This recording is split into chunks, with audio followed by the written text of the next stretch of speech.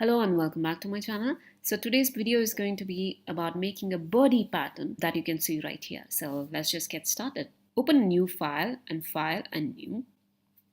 I'm just going to create a 4 into 4 inches CMYK and 300 ppi document and click create. First we are going to design our birdie. So for this, go to your ellipse tool, that is right click on the rectangle tool and click on ellipse. Now click and drag and make an ellipse kind of a thing. I'll go back here, click null on stroke, and for the fill, I'll give some color just so that we can make out. Now go to your anchor point tool. If you cannot see it, right click. Instead of pen tool, it'll be click on anchor point tool. And now we'll go ahead and click on this end to make it pointy. Next, we'll click on the curvature tool and try to make a point here and drag. Now let's just click on this and move this a little bit. Does it look like a birdie yet? No. So we'll move this a little bit and drag it in. And this one a little bit and drag it in. We can pull this one a little bit so that it's a little fat to give it a kind of a birdie look. Just drag this and make it look like this. So this looks okay. So I'll go back to the selection tool and click outside. And now let's go ahead and make beak and legs. I'll go to my pencil tool, click, and I'll just make a beak.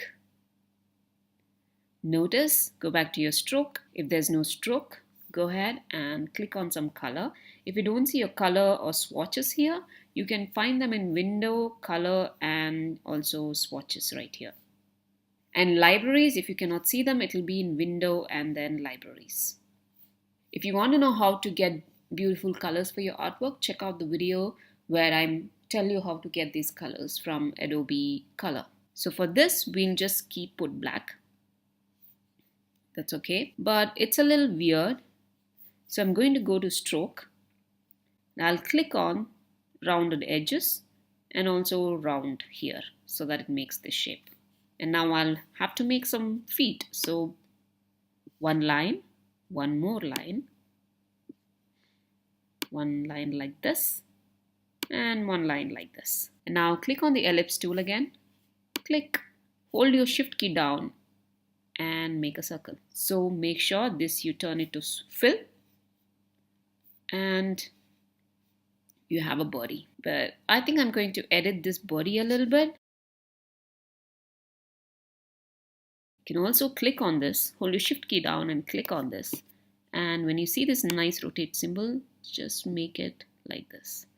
It's just to give it a kind of a nice twisted look. Okay, our birdie 1 is ready. Now I'll select everything, hold my option key down or alt key down, click and drag to make a copy. In this one, I'm going to color this particular part a different color. Make sure you select the fill and select your color. Okay, and this one shall be this color. Okay, now to form the next one, so click, hold your option or alt key down, click and drag. And now I'll click on this one and click on this button here to make it stroke. I'll click on the stroke and change the stroke to some other color. Now again, click, hold your option alt key, click and make a copy. Now select just this one and give a different color. Now it's time to arrange these things. So let's click on each thing and press Command G to group them. We'll do the same for all 4. Okay, let's go and arrange it. Click and let this be here. This one we wanted to flip. So right click, transform, reflect, vertical reflect, preview is turned on. Okay, but we want it somewhere else. So I'm just going to move this here and arrange it such a way. Now hold this and bring it so that if you cannot see the center red lines, it's because your smart guides are not on. So you can go to your view and then smart guides to turn it on and it'll be very helpful. So what I'm going to do is I'm going to place these two. Let it go here. Let's rotate this, reflect this. Okay. Now click, hold your shift key down and drag it down. So the reason we are doing this is so that our birdies are aligned neatly, and then we won't have any trouble when we actually make the pattern. Okay, so once all this is ready, now click and select everything, go to your object, pattern and make.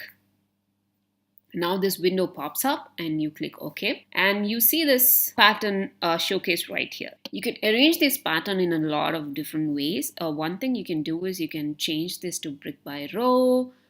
I mean, you'll have to adjust this here when it overlaps. You can do that easily by clicking on this button right here, adjusting this right here. This is okay, just the height is a problem. Okay, so you can adjust the height like this. I'm just going to go back because I wanted this to be in a grid format. Okay, so you can experiment with these things here, and like I said, if it overlaps, you can just, this actually does not overlap. As you can see, you could go ahead with this pattern as well if you want. Let me just go to grid. Okay, once everything is ready, you can click on done, and this will show up in swatches. Now let me just go ahead and create a rectangle